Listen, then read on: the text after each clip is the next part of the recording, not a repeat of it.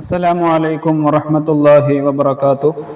മൂന്നാം ക്ലാസ്സിലെ പ്രിയപ്പെട്ട വിദ്യാർത്ഥികളെ, ദുറൂസുൽ ഇഹ്സാനിൻ്റെ ആദ്യം മുതൽ അവസാനം വരെയുള്ള പാഠങ്ങളുടെ വാർഷിക പരീക്ഷയ്ക്കുള്ള ഫുൾ റിവിഷനാണ് ഈ വീഡിയോയിൽ നാം ചെയ്യുന്നത്.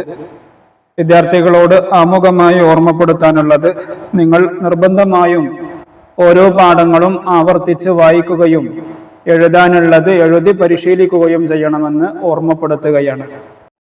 ബന്ധുക്കളെ എനിക്കിഷ്ടമാണ് എന്ന ഒന്നാമത്തെ പാഠം മുതൽ ഏഷണി നന്നല്ല എന്ന 10 പാഠങ്ങളാണ് നമുക്ക് ഈ വാർഷിക പരീക്ഷയ്ക്ക് വേണ്ടി പഠിക്കേണ്ടത്. ഒന്നാമത്തെ പാഠം ബിസ്മില്ലാഹിർ റഹ്മാനിർ റഹീം. ബന്ധുക്കളെ എനിക്കിഷ്ടമാണ്. ഈ പാഠത്തിൽ വിദ്യാർത്ഥികൾ നിർബന്ധമായും പഠിക്കേണ്ടത് ആരാണ് ബന്ധുക്കൾ, ആരാണ് കുടുംബക്കാർ. കൂട്ടുകാരെ, നിങ്ങൾക്ക് കുടുംബക്കാരെ കാണുന്നതും അവരോട് സംസാരിക്കുന്നതും വലിയ ഇഷ്ടമാണല്ലോ. കുടുംബക്കാരുമായി നല്ല ബന്ധം പുലർത്തുന്നത് അള്ളാഹുവിനും റസൂൽ സല്ലല്ലാഹു അലൈഹി വസല്ലമക്കും വലിയ ഇഷ്ടമാണ്. അപ്പോൾ ആരാണ് കുടുംബക്കാർ എന്ന് പറഞ്ഞാൽ, ഇത് വിദ്യാർത്ഥികൾ അടിവരയിട്ട് പഠിക്കേണ്ട ഒരു പോയിന്റാണ്. നമ്മുടെ ഉപ്പയുമായോ ഉമ്മയുമായോ രക്തബന്ധമുള്ളവരാണ് കുടുംബക്കാർ. അപ്പൊ നമ്മുടെ ഉപ്പയുമായോ ഉമ്മയുമായോ രക്തബന്ധമുള്ളവർ, ബ്ലഡ് റിലേഷൻ ഉള്ളവരാണ് കുടുംബക്കാർ. അവർ താമസിക്കുന്നത് എത്ര അകലെയാണെങ്കിലും നേരിട്ടോ ഫോണിൽ കൂടെയോ മറ്റോ അവരുമായി നാം ബന്ധം പുലർത്തണം. അപ്പോൾ ഇസ്ലാമിൽ കുടുംബ ബന്ധം പുലർത്തുന്നതിന് വലിയ പ്രതിഫലങ്ങളുണ്ട്. കുടുംബക്കാരുമായി നല്ല ബന്ധം പുലർത്തിയാൽ നമുക്ക് ലഭിക്കുന്ന നേട്ടങ്ങൾ എന്തൊക്കെയാണ്? ഈ പോയിന്റുകൾ വിദ്യാർത്ഥികൾ പഠിക്കണം. ഒന്ന്, റിസ്ക് വിശാലമാകും. റിസ്ക് വിശാലമാകും എന്ന് പറഞ്ഞാൽ അല്ലാഹു തആല നമുക്ക് വേണ്ട ഭക്ഷണം, നമുക്ക് വേണ്ട വസ്ത്രം, പാർപ്പിടം, നമുക്ക് ജീവിക്കാൻ ആവശ്യമായ വിഷയങ്ങളിലൊക്കെ വലിയ ബറക്കത്ത് അല്ലാഹു തആല നമുക്ക് ചെയ്തു തരും. അതുപോലെ ആയുസ് കൂടും, സ്വർഗത്തിൽ കടക്കാൻ കാരണമാകും, നമ്മളും അവരും തമ്മിൽ സ്നേഹം വർദ്ധിക്കും. ഈ കാര്യങ്ങളൊക്കെ കുടുംബക്കാരുമായി നല്ല ബന്ധം പുലർത്തിയാൽ നമുക്ക് കിട്ടുന്ന ഗുണങ്ങളാണ്. ഇനി കുടുംബക്കാരുമായി എങ്ങനെ നമുക്ക് ബന്ധം പുലർത്താൻ പറ്റും? ഒന്ന്, കുടുംബക്കാരെ സൽക്കരിക്കുക. അവരിടക്ക് നമ്മളെ വീട്ടിലേക്ക് വിളിച്ച് സൽക്കാരങ്ങൾ സംഘടിപ്പിക്കുക. അവർക്ക് സദഖ ചെയ്യുക. കഴിയുന്ന സഹായങ്ങൾ അവർക്ക് ചെയ്തു കൊടുക്കുക. അവരെ സന്ദർശിക്കുക. അവർക്ക് ഹദിയ നൽകുക. രോഗിയായാൽ ആവശ്യമായത് ചെയ്തു കൊടുക്കുക. അവരുടെ സന്തോഷങ്ങളിൽ സന്തോഷിക്കുക. അവർക്ക് ദുഃഖം വരുമ്പോൾ ആശ്വസിപ്പിക്കുകയും അവർക്ക് വേണ്ടി ദുആ ചെയ്യുകയും ചെയ്യുക. ഇങ്ങനെയൊക്കെയാണ് നാം കുടുംബ ബന്ധം സ്ഥാപിക്കേണ്ടത്. ഈ പോയിന്റുകൾ വിദ്യാർത്ഥികൾ പഠിച്ചു വെക്കണം. ഇനി ഒരു ഹദീസ് ഇവിടെ ഓർമ്മപ്പെടുത്തുന്നുണ്ട്.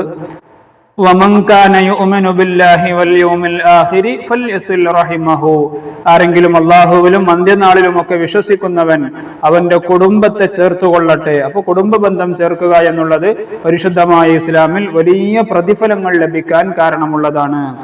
ഉത്തരം എഴുതാം. കുടുംബ ബന്ധം പുലർത്തിയാലുള്ള നേട്ടങ്ങളിൽ 4 നമ്മളിവിടെ നേരത്തെ പറഞ്ഞു. റിസ്ക് വിശാലമാകും, ആയുസ് കൂടും, സ്വർഗത്തിൽ കടക്കാൻ കാരണമാകും, നമ്മളും അവരും തമ്മിൽ സ്നേഹം വർദ്ധിക്കും. ആ 4 പോയിന്റുകൾ നമുക്ക് ഇവിടെ എഴുതാം. രണ്ടാമത്തത്, കുടുംബ ബന്ധം പുലർത്തുന്നതിനുള്ള മാർഗങ്ങളിൽ 4 ഇവിടെ നമ്മൾ കുറെ മാർഗങ്ങൾ പറഞ്ഞിട്ടുണ്ട്. അവരെ സൽക്കരിക്കുക, അവർക്ക് സദഖ ചെയ്യുക, അവരെ സന്ദർശിക്കുക, അവർക്ക് ഹദിയ നൽകുക. ഈ പോയിന്റുകൾ നമുക്ക് ഇവിടെ എടുത്ത് എഴുതാൻ പറ്റും. ഇനി ആരാണ് കുടുംബക്കാർ? ആരാണ് കുടുംബക്കാർ? നമ്മുടെ ഉമ്മയുമായോ ഉപ്പയുമായോ രക്തബന്ധമുള്ളവർക്കാണ് കുടുംബക്കാർ എന്ന് പറയുക. അപ്പോൾ ഇത്രയും കാര്യങ്ങളാണ് ഒന്നാമത്തെ പാഠത്തിൽ നമുക്ക് പഠിക്കാനുള്ളത്. ഇനി രണ്ടാമത്തെ പാഠം അയൽവാസികൾ. ഈ പാഠത്തിൽ നമുക്ക് പഠിക്കാനുള്ള പ്രധാനപ്പെട്ട ഒരു പോയിന്റ്, ആരാണ് നമ്മുടെ അയൽവാസികൾ?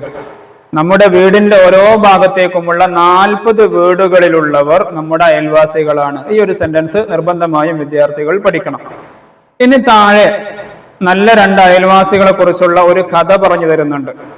വർഷങ്ങൾക്ക് മുമ്പ് ഖുറാസാനിൽ അബ്ദുല്ലാഹിബ്നുൽ മുബാറക് റളിയല്ലാഹു അൻഹു എന്ന ഒരു മഹാപണ്ഡിതൻ ജീവിച്ചിരുന്നു. മുത്തനബി സല്ലല്ലാഹു അലൈഹി വസല്ലമ തങ്ങൾ പഠിപ്പിച്ച അയൽപക്ക ബന്ധം ഊട്ടി ഉറപ്പിച്ച ആളായിരുന്നു അദ്ദേഹം. അദ്ദേഹത്തിന് ജൂതനായ ഒരു അയൽവാസി ഉണ്ടായിരുന്നു. സാമ്പത്തിക പ്രയാസം കാരണം ആ ജൂതൻ തന്റെ വീട് വിൽപ്പനക്ക് വെച്ചു. വീട് വിൽപ്പനക്ക് വെക്കാണ് അയൽവാസിയായ ജൂതനായ മനുഷ്യൻ. 2000 നാണയമായിരുന്നു അദ്ദേഹം അതിന് ആവശ്യപ്പെട്ട വില. തന്റെ വീടിന് ആവശ്യപ്പെട്ട വില എത്രയാണ്? 2000 നാണയമായിരുന്നു ആ വീടിന്റെ വിലയായി ആ ജൂതൻ നിശ്ചയിച്ചത്. പക്ഷേ അതിന് 1000 നാണയമാണ് വില എന്നും 2000 അധികമാണെന്നും കച്ചവടക്കാർ അദ്ദേഹത്തോട് പറഞ്ഞു. അപ്പോൾ ആ ജൂതനായ മനുഷ്യൻ പറയാണ്, നിങ്ങൾ പറഞ്ഞത് ശരിയാണ്, വീടിന്റെ വില 1000 നാണയമാണ്. 1000 നാണയം എന്റെ നല്ല അയൽപക്കത്തിനുള്ള വിലയാണ്. ആരാണ് നിങ്ങളുടെ അയൽവാസി എന്ന് ചോദിച്ചപ്പോൾ അബ്ദുല്ലാഹിബ്നുൽ മുബാറക് റളിയല്ലാഹു അൻഹു ആണെന്ന് ആ ജൂതൻ മറുപടി പറഞ്ഞു. ഈ സംഭവം അറിഞ്ഞ അബ്ദുല്ലാഹിബ്നുൽ മുബാറക് റളിയല്ലാഹു അൻഹു വീടിന്റെ വില ജൂതന് നൽകുകയും വീട് വിൽക്കരുത് എന്ന് ഉപദേശിക്കുകയും ചെയ്തു. അപ്പോൾ തന്റെ അയൽവാസിയായ ആ ജൂതന് ഒരു സാമ്പത്തിക പ്രയാസം വന്നപ്പോ ഈ അബ്ദുല്ലാഹിബ്നുൽ മുബാറക് റളിയല്ലാഹു അൻഹു ആ വില കൊടുത്ത് അദ്ദേഹത്തിന് സാന്ത്വനമേകുകയാണ്. അപ്പോൾ നമ്മുടെ അയൽവാസികൾക്ക് വല്ല പ്രയാസങ്ങളും വരുമ്പോൾ അത് നമ്മുടെ പ്രയാസമായി കണ്ട് അയൽവാസിയെ നമുക്ക് സഹായിക്കാൻ സാധിക്കണം.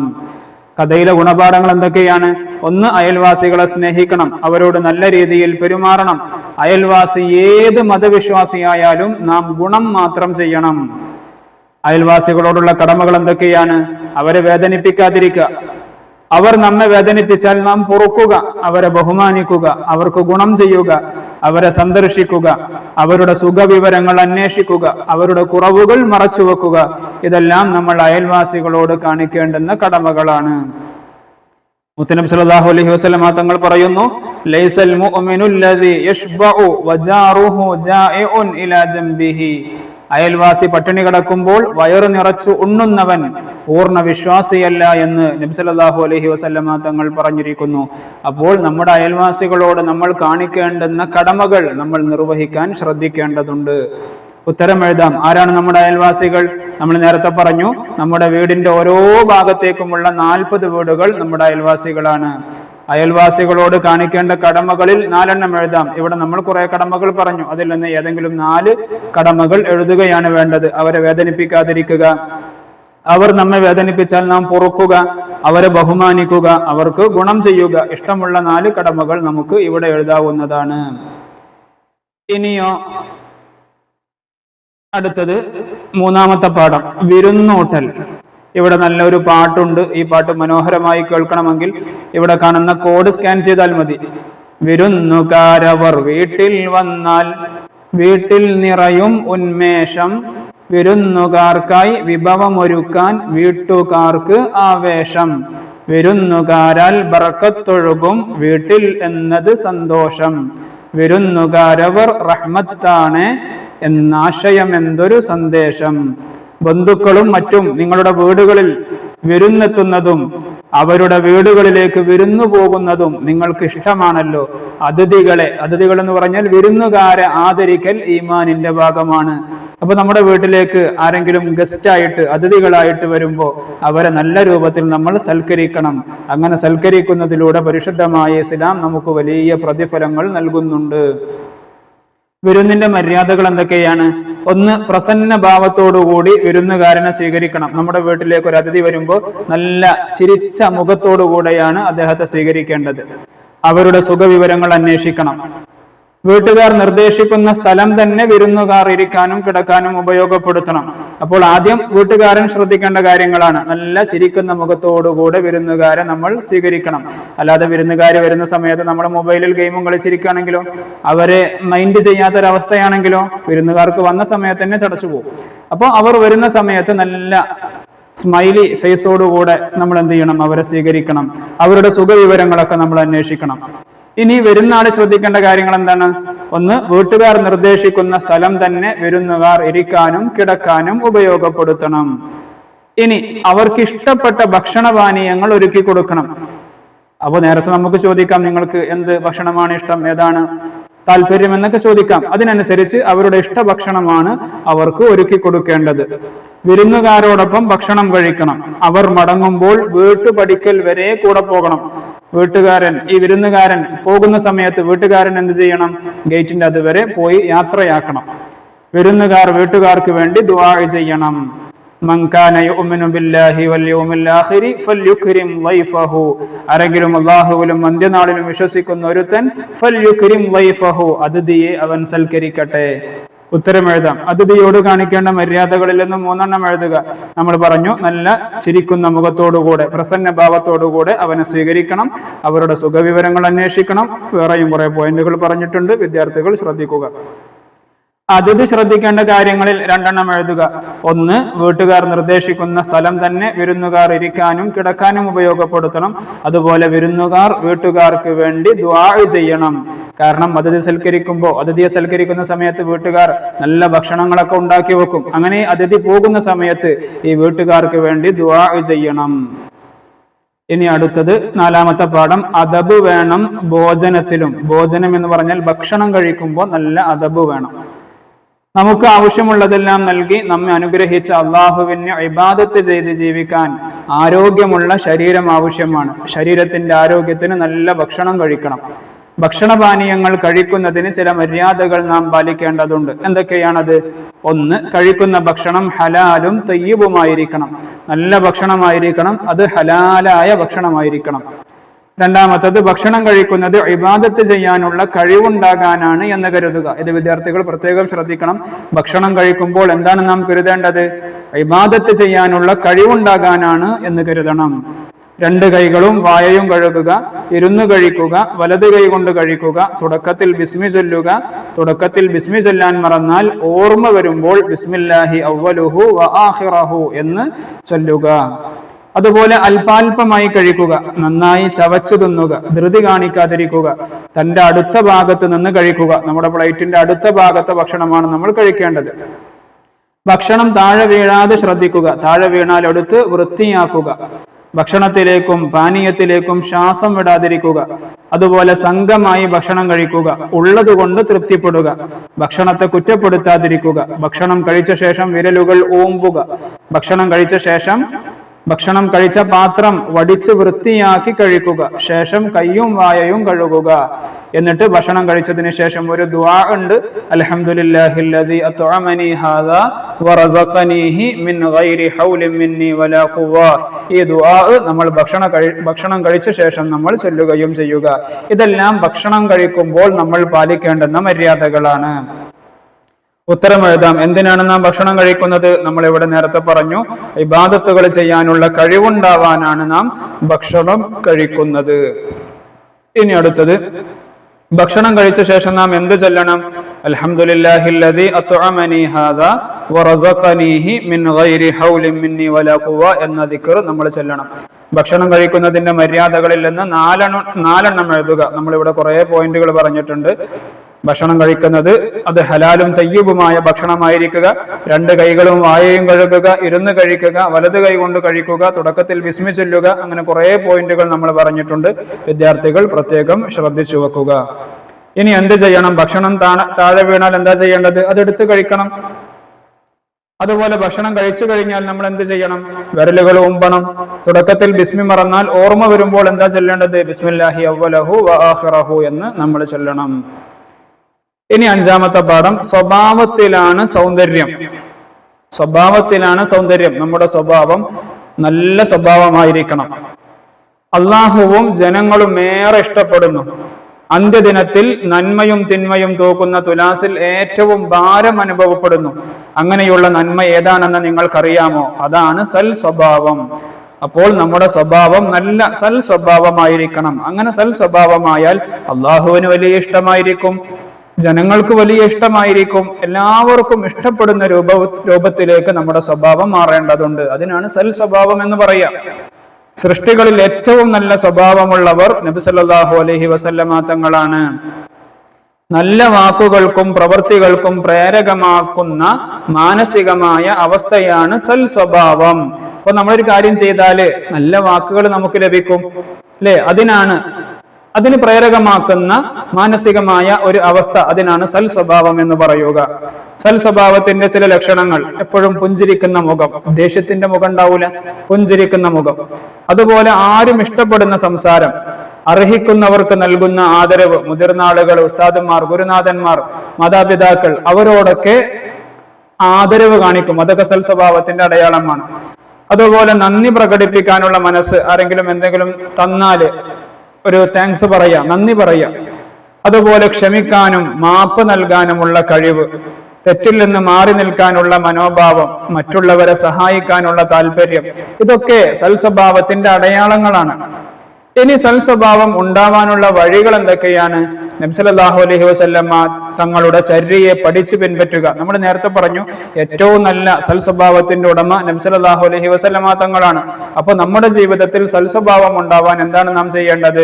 ഏറ്റവും നല്ല സ്വഭാവത്തിന്റെ ഉടമയായ തിരുനബി സല്ലല്ലാഹു അലൈഹി വസല്ലമ തങ്ങളുടെ ജീവിതം പഠിക്കുക, എന്നിട്ട് അത് നമ്മൾ പിൻപറ്റുക. രണ്ടാമത്തത് സൽസ്വഭാവികളുമായി കൂട്ടുകൂടുക, നല്ല ആളുകളുമായിട്ട് കൂട്ടുകൂടുക. അപ്പോ അവരുടെ സ്വഭാവം നമുക്കും ലഭിക്കും. സൽസ്വഭാവം ഉണ്ടാവാൻ ദുആ ചെയ്യുക. നബി സല്ലല്ലാഹു അലൈഹി വസല്ലമ തങ്ങൾ ഏറ്റവും നല്ല സൽസ്വഭാവിയായിട്ട് പോലും നബി സല്ലല്ലാഹു അലൈഹി വസല്ലമ തങ്ങൾ ചെയ്യാറുണ്ടായിരുന്ന ദുആ ആണ് അല്ലാഹുമ്മ ഹസ്സൻത ഖൽഖി ഫഅഹ്സിൻ ഖുലുഖി എന്ന് നബി സല്ലല്ലാഹു അലൈഹി വസല്ലമ തങ്ങൾ ദുആ ചെയ്യാറുണ്ടായിരുന്നു. ഈ ദുആ നമ്മളും പ്രാവർത്തികമാക്കണം. സൽസ്വഭാവം എന്നാൽ എന്താണ്? നമ്മളിവിടെ നേരത്തെ പറഞ്ഞു, നല്ല വാക്കുകൾക്കും പ്രവർത്തികൾക്കും പ്രേരകമാക്കുന്ന മാനസികമായ അവസ്ഥയാണ് സൽസ്വഭാവം. ഇനി സൃഷ്ടികളിൽ ഏറ്റവും നല്ല സൽസ്വഭാവി ആരാണ്? നബി സല്ലല്ലാഹു അലൈഹി വസല്ലമ തങ്ങളാണ്. നന്മ തിന്മ തൂക്കുന്ന തുലാസിൽ ഏറ്റവും ഭാരം തൂങ്ങുന്ന നന്മ ഏതാണ്? അതും സൽസ്വഭാവമാണ്. ഇനി സൽസ്വഭാവത്തിന്റെ ലക്ഷണങ്ങൾ ഏതെല്ലാം?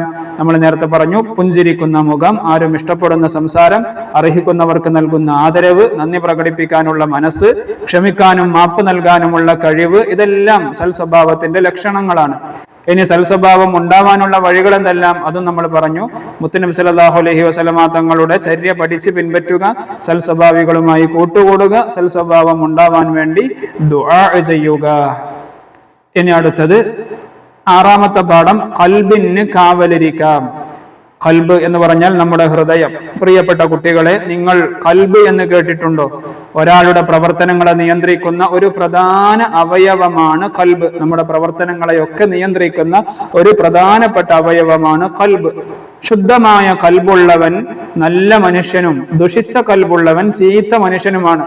അപ്പോൾ നാം ഒക്കെ ശുദ്ധമായ ഖൽബിന്റെ ഉടമകളാവണം. അള്ളാഹു നമ്മുടെ ഖൽബിനെ നിരീക്ഷിച്ചു കൊണ്ടിരിക്കുന്നു. അതിനാൽ ഷിർക്ക്, റിയാ, കിബ്ർ, ബുഖ്ല് തുടങ്ങിയ തിന്മകളിൽ നിന്ന് ഖൽബിനെ നാം കാത്തു സൂക്ഷിക്കണം. നമ്മൾ നേരത്തെ പറഞ്ഞ, ഇപ്പോൾ ഈ മുകളിൽ പറഞ്ഞ ഷിർക്ക്, റിയാ, കിബ്ർ, ബുഖ്ല് ഇതെല്ലാം ഖൽബിന് പിടിപെട്ടേക്കാവുന്ന രോഗങ്ങളാണ്. ഈ രോഗങ്ങൾ പിടിപെടാതെ നമ്മുടെ ഖൽബിനെ നമ്മൾ സംരക്ഷിക്കണം. ഇനി എന്താണ് കിബ്ർ, എന്താണ് ഷിർക്ക്? ഓരോന്നും താഴെ പറയുന്നുണ്ട്. അള്ളാഹുവിനെ പോലെ മറ്റൊരാളുണ്ടെന്നോ അള്ളാഹു അല്ലാതെ ആരാധനക്കർഹനായ മറ്റൊന്നുണ്ടെന്നോ ഉള്ള വിശ്വാസമാണ് ഷിർക്ക്. അതൊരിക്കലും നമുക്ക് ഉണ്ടാവാൻ പാടില്ലാത്തതാണ്. നമ്മൾ നേരത്തെ പഠിച്ചിട്ടുണ്ട്, ലാ ഇലാഹ ഇല്ലല്ലാഹ്, അള്ളാഹു അല്ലാതെ ആരാധനക്കർഹൻ മറ്റാരുമില്ല.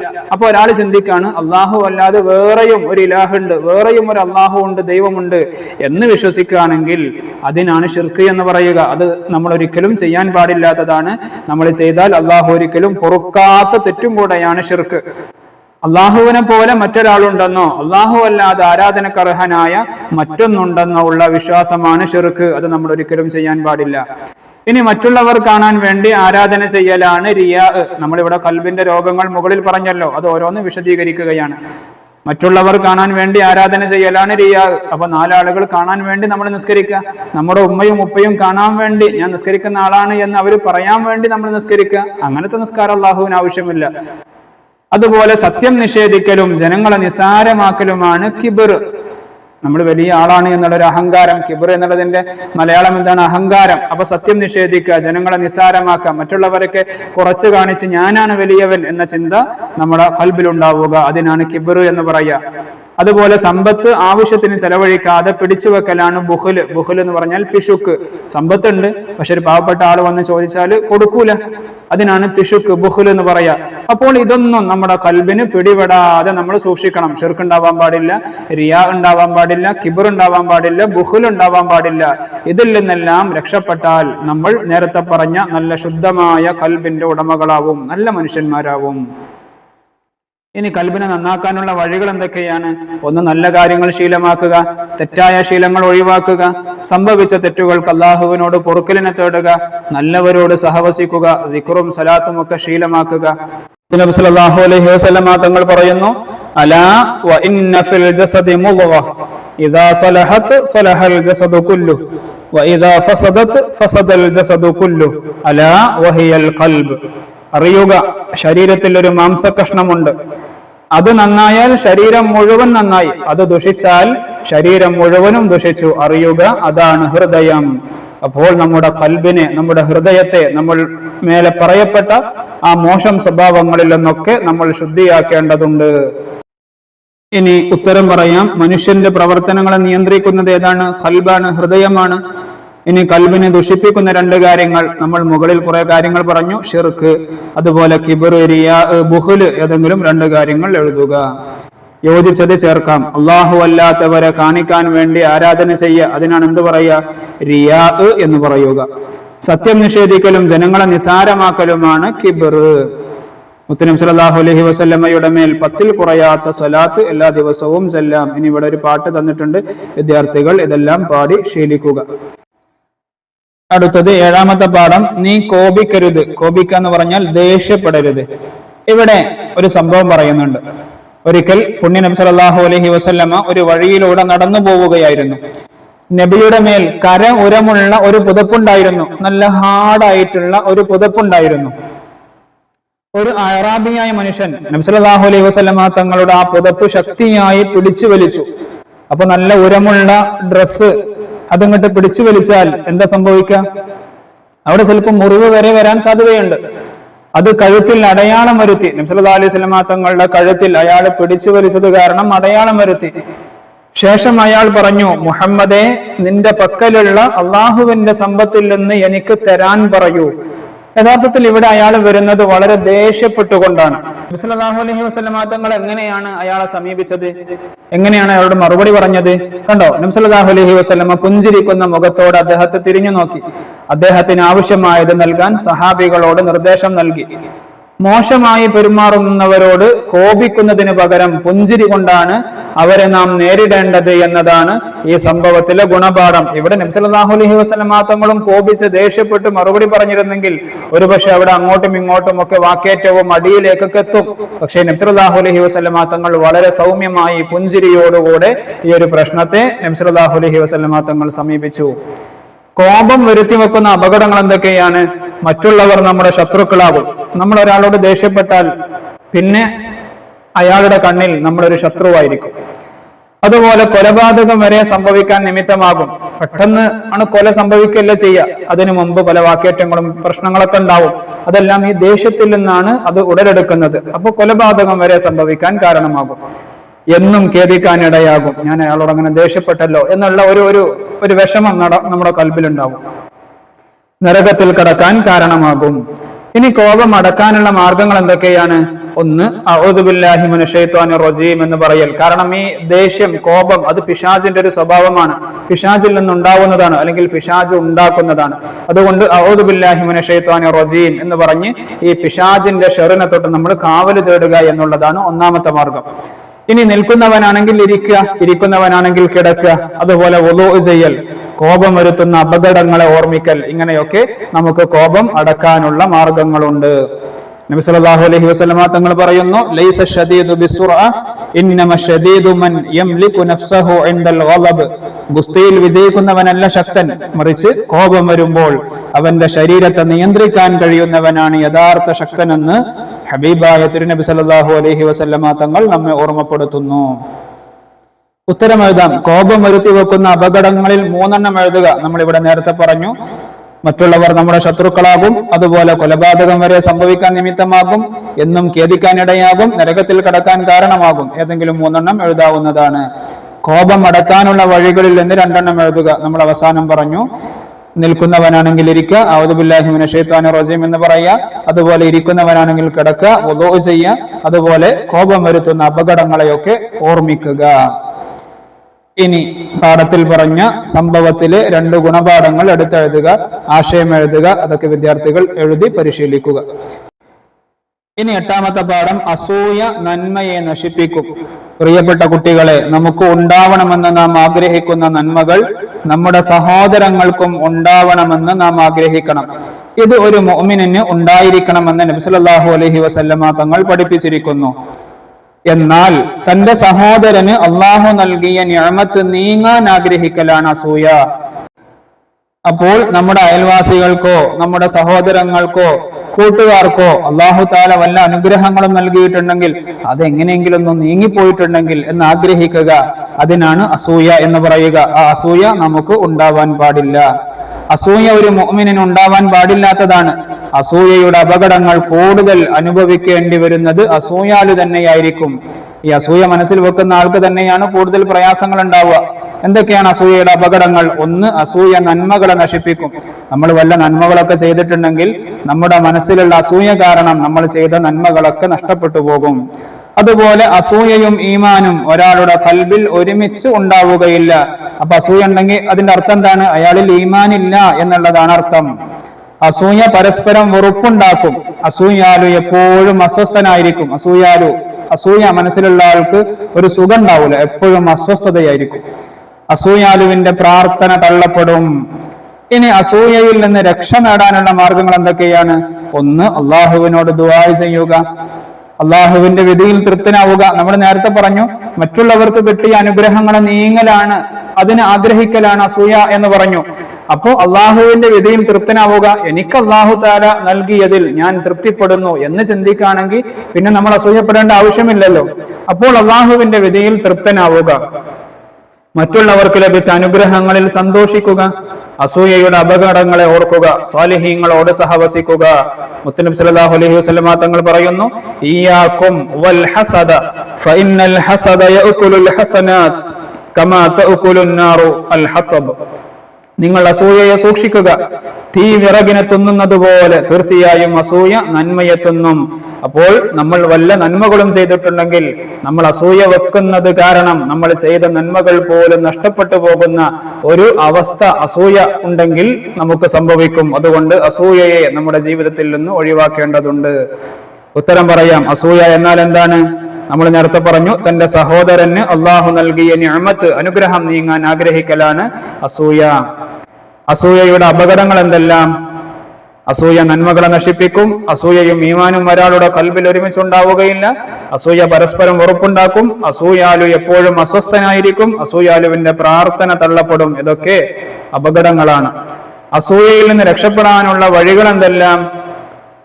അള്ളാഹുവിനോട് ദുആ ചെയ്യുക, അള്ളാഹുവിന്റെ വിധിയിൽ തൃപ്തനാവുക, മറ്റുള്ളവർക്ക് ലഭിച്ച അനുഗ്രഹങ്ങളിൽ സന്തോഷിക്കുക, അസൂയയുടെ അപകടങ്ങൾ ഓർക്കുക, സ്വാലിഹീങ്ങളോട് സഹവസിക്കുക. അസൂയയുടെ അപകടം കൂടുതൽ അനുഭവിക്കുന്നത് ആരായിരിക്കും? അസൂയാലു തന്നെയായിരിക്കും. ഇനി പൂരിപ്പിക്കാം. നമ്മൾ അവസാനം പറഞ്ഞ ഹദീസ്, ഇയ്യാക്കും ഡാഷ്, ഇവിടെ നമ്മൾ പറഞ്ഞിട്ടുണ്ട്, ഇയ്യാക്കും വൽ ഹസദ ഫഇന്നൽ ഹസദ യഅകുലുൽ ഹസനാത് കമാ തഅകുലുൻ നാറുൽ ഹതബ്. വിദ്യാർത്ഥികൾ ഈ ചെറിയ ഹദീസുകളൊക്കെ പഠിച്ചു വെക്കുക, ഒരുപക്ഷെ ഇതുപോലെ പൂർത്തിയാക്കാനുണ്ടാവും. ഇനി അടുത്തത് പാഠം 9, പരദൂഷണം മഹാപാപം. എന്താണ് പരദൂഷണം? മുത്തനബി സല്ലല്ലാഹു അലൈഹി വസല്ലമയുടെ മിഅ്റാജ് യാത്രയെക്കുറിച്ച് നിങ്ങൾ കേട്ടിട്ടുണ്ടല്ലോ. പരിശുദ്ധമായ റജബ്, ഇസ്രാ മിഅ്റാജ് നടന്ന മാസമാണ്. ആ യാത്രയിൽ നബി സല്ലല്ലാഹു അലൈഹി വസല്ലമ തങ്ങൾ ചെമ്പിന്റെ നഖങ്ങളുള്ള ഒരു കൂട്ടം മനുഷ്യരുടെ അടുത്തുകൂടി നടന്നുപോയി. എന്താണ് അവർ ചെയ്യുന്നത്? അവർ ആ നഖങ്ങൾ കൊണ്ട് അവരുടെ മുഖങ്ങളും നെഞ്ചുകളും മാന്തി പിളർക്കുന്നുണ്ടായിരുന്നു. ഇവർ ആരാണെന്ന് നബി സല്ലല്ലാഹു അലൈഹി വസല്ലമ ജിബ്രീൽ അലൈഹിസ്സലാമിനോട് ചോദിച്ചപ്പോൾ ഇവർ ഗീബത്ത് പറയുന്നവരാണ്, പരദൂഷണം പറയുന്നവരായിരുന്നു എന്ന് ജിബ്രീൽ അലൈഹിസ്സലാം നബി സല്ലല്ലാഹു അലൈഹി വസല്ലമ തങ്ങളോട് പറയാണ്. അപ്പോൾ പരദൂഷണം, ഗീബത്ത് പറയുന്നവർക്കുള്ള ശിക്ഷ എന്താണ്? അവർ അവരുടെ മുഖങ്ങളും നെഞ്ചുകളും ഒക്കെ സ്വയമായിട്ട് ഇങ്ങനെ മാന്തി പിളർത്തിക്കൊണ്ടിരിക്കുകയാണ്. ഇതാണ് നാളെ അല്ലാഹു സുബ്ഹാനഹു വ തആല അവർക്ക് നൽകുന്ന ശിക്ഷ. എന്താണ് ഗീബത്ത് എന്ന് പറഞ്ഞാൽ? തന്റെ സഹോദരനെ സംബന്ധിച്ച് അവൻ ഇഷ്ടമില്ലാത്തത് പറയലാണ് ഗീബത്ത് എന്ന് നബി സല്ലല്ലാഹു അലൈഹി വസല്ലമ പറഞ്ഞിട്ടുണ്ട്. അപ്പൊ നമ്മൾ മറ്റുള്ളവരെ കുറിച്ച് അവർക്ക് ഇഷ്ടമില്ലാത്തത് പറയണ്ട, അത് പറയലാണ് ഗീബത്ത്. ഇനി പറയുന്ന കാര്യം ഉള്ളതാണെങ്കിൽ അത് ഗീബത്താകുമോ എന്ന് ചോദിച്ചപ്പോൾ അതാണ് ഗീബത്ത് എന്നും ഇല്ലാത്തതാണ് പറയുന്നതെങ്കിൽ അത് കളവാണെന്നുമായിരുന്നു നബി സല്ലല്ലാഹു അലൈഹി വസല്ലമയുടെ മറുപടി. ഗീബത്തിൽ നിന്ന് അകന്നു നിൽക്കാനുള്ള മാർഗങ്ങൾ എന്തൊക്കെയാണ്? ഒന്ന്, ഗീബത്ത് പറയുന്നവന്റെ നന്മകൾ ഗീബത്തിന് ഇരയായവർക്ക് അള്ളാഹു നൽകും എന്ന ബോധമുണ്ടാകുക. ഞാൻ ഒരാളെ കുറിച്ച് ഗീബത്ത് പറയുകയാണെങ്കിൽ എന്റെ നന്മ അള്ളാഹു തആല നാളെ അയാൾക്ക് കൊടുക്കും, പിന്നെ നമുക്ക് എന്താണ് ഉണ്ടാവുക എന്നുള്ളൊരു ബോധം നമുക്കുണ്ടാവണം. അതുപോലെ ചീത്ത കൂട്ടുകെട്ടുകളിൽ നിന്ന് അകന്നു നിൽക്കുക, മറ്റുള്ളവരെ സംബന്ധിച്ച് നന്മ വിചാരിക്കുക, സ്വന്തം കുറവുകൾ തിരിച്ചറിയുക. നമുക്ക് തന്നെ ഒരുപാട് പോരായ്മകളുണ്ട്, അത് പരിഹരിച്ചിട്ട് പോരെ മറ്റുള്ളവരുടെ കുറവുകൾ നോക്കാൻ? സ്വന്തം കുറവുകൾ നമ്മൾ തിരിച്ചറിയുക. പരദൂഷണം പറയുന്നത് കേട്ടാൽ അത് തടയേണ്ടതും അതിന് കഴിയില്ലെങ്കിൽ അവിടെ നിന്ന് മാറി നിൽക്കേണ്ടതുമാണ്. ഗീബത്തിൽ നിന്ന് അകന്നു നിൽക്കാൻ അള്ളാഹു നമ്മെ സഹായിക്കട്ടെ. ഖാലൻ നബിയു സല്ലല്ലാഹു അലൈഹി വസല്ലം, മുത്തനബി സല്ലല്ലാഹു അലൈഹി വസല്ലം തങ്ങൾ പറയാണ്, മൻ റദ്ദ അൻ ഇർളി അഖീഹി റദ്ദല്ലാഹു അൻ വജ്ഹിഹി നാറ യൗമൽ ഖിയാമ. ഒരാൾ തന്റെ സഹോദരന്റെ മാനം കാത്താൽ അള്ളാഹു അവനെ ഖിയാമത്ത് നാളിൽ നരകത്തിൽ നിന്ന് കാക്കും. അതുകൊണ്ട് നമ്മൾ മറ്റുള്ളവന്റെ കുറവ്, മറ്റുള്ളവനെ കുറിച്ച് നമ്മൾ മറ്റുള്ളവരോട് പറയേണ്ടതില്ല. അങ്ങനെ പറയുന്നതിനാണ് ഗീബത്ത് എന്ന് പറയുക. ഗീബത്ത് എന്നാൽ എന്താ? നമ്മളിവിടെ പറഞ്ഞു, തന്റെ സഹോദരനെ സംബന്ധിച്ച് അവൻ ഇഷ്ടമില്ലാത്തത് പറയലാണ് ഗീബത്ത്. ഇനി രണ്ടാമത്തെ ചോദ്യം, മിഅ്റാജ് രാവിൽ ജിബ്രീൽ അലൈഹിസ്സലാം പറഞ്ഞ മറുപടി എന്താണ്? അത് ഗീബത്ത് പറഞ്ഞവരാണ്. നബി സല്ലല്ലാഹു അലൈഹി വസല്ലം തങ്ങൾ ഒരു ശിക്ഷ കണ്ടല്ലോ. ചെമ്പിന്റെ നഖങ്ങളുള്ള കുറച്ചാളുകൾ അവരുടെ മുഖവും നെഞ്ചുമൊക്കെ ഇങ്ങനെ മാന്തി പിളർക്കാണ്. ഇതാരാണെന്ന് ചോദിച്ചപ്പോ ജിബ്രീൽ അലൈഹിസ്സലാം പറഞ്ഞു, അത് ഗീബത്ത് പറഞ്ഞവരാണ്. മിഅ്റാജിന്റെ രാവിൽ നബി സല്ലല്ലാഹു അലൈഹി വസല്ലം കണ്ട മുഖവും നെഞ്ചും മാന്തി പിളർക്കുന്നവർ ചെയ്ത തെറ്റെന്താണ്? ഗീബത്ത് പറഞ്ഞു. എന്ത് ചെയ്യണം? പരദൂഷണം പറയുന്നത് കേട്ടാൽ നാം അവിടുന്ന് മാറി നിൽക്കണം. ഗീബത്തിൽ നിന്ന് അകന്നു നിൽക്കാൻ എന്തെല്ലാമാണ് ചെയ്യേണ്ടത്? നമ്മൾ അവസാനം പറഞ്ഞു. ഗീബത്ത് പറയുന്നവന്റെ നന്മകൾ ഗീബത്തിന് ഇരയായവർക്ക് അള്ളാഹു നൽകുമെന്ന ബോധമുണ്ടാകുക, ചീത്ത കൂട്ടുകെട്ടുകളിൽ നിന്ന് അകന്നു നിൽക്കുക, മറ്റുള്ളവരെ സംബന്ധിച്ച് നന്മ വിചാരിക്കുക, സ്വന്തം കുറവുകൾ തിരിച്ചറിയുക. ഇനി ഇവിടെ നല്ല ശീലം അടയാളപ്പെടുത്താം. കൂട്ടുകാരുടെ കുറ്റങ്ങളും കുറവുകളും ഒക്കെ അന്വേഷിക്കൽ, അത് നല്ലതല്ല. അതുപോലെ സ്വന്തം കുറവുകളെ കുറിച്ച് ഓർമ്മിക്കുക, അത് നല്ലതാണ്. അങ്ങനെ ചെയ്യാം. പരദൂഷണം കേട്ടാൽ മാറി നിൽക്കുക, മറ്റുള്ളവരെ കുറിച്ച് നന്മ വിചാരിക്കുക. ഇതൊക്കെയാണ് നമ്മൾ ചെയ്യേണ്ടത്. ഇനി അവസാനത്തെ പാഠം, ഏഷണി നന്നല്ല. എന്താണ് ഏഷണി എന്ന് പറഞ്ഞാൽ? നമ്മൾ നേരത്തെ ഗീബത്തിനെ കുറിച്ച് പറഞ്ഞു. ഇനി കൂട്ടുകാരെ, ഗീബത്ത് വലിയ തെറ്റാണെന്നും അതിൽ നിന്ന് ഒഴിഞ്ഞു നിൽക്കണമെന്നും മുൻ പാഠത്തിൽ നിന്ന് നാം പഠിച്ചു. ഗീബത്ത് പോലെ തന്നെ നാം മാറി നിൽക്കേണ്ട വലിയ തിന്മയാണ് നമീമത്ത്, ഏഷണി. ഇവിടെ ഒരു പാട്ട് തന്നിട്ടുണ്ട്. സ്നേഹത്തിന് കരുത്താലെ ഒന്നിച്ചു നിന്നിടുന്ന നല്ലൊരു സമൂഹത്തെ ഏഷണി തകർത്തിടും. എന്താണ് ഏഷണി എന്ന് പറഞ്ഞാല്? ഇപ്പൊ രണ്ടാളുകൾ നല്ല സ്നേഹത്തിലാണ്, നല്ല സൗഹൃദത്തിലാണ്. അവരെ കുറിച്ച് മോശമായി പറഞ്ഞു, ഒരാളോട് മോശമായി പറഞ്ഞ ആ ഒരു ബന്ധത്തെ തെറ്റിക്കുക, വഷളാക്കുക, അങ്ങനെ കൂട്ടിക്കൊടുപ്പ് നടത്തുക, അതിനാണ് ഏഷണി എന്ന് പറയുക. റബ്ബിന്റെ സൃഷ്ടികളിൽ ഏറ്റവും ദുഷിച്ചവർ ഏഷണി പരത്തുന്ന നാശകാരികൾ തന്നെ. നാവിനെ സൂക്ഷിച്ചു നാം നാടാകെ നന്മ ചെയ്ത് നല്ലവർക്കൊപ്പം നിന്ന് സ്വർഗത്തിൽ ഇടം നേടാം. കുഴപ്പമുണ്ടാക്കാൻ വേണ്ടി ഒരാൾ പറഞ്ഞത് മറ്റൊരാളോട് പറയലാണ് നമീമത്ത്.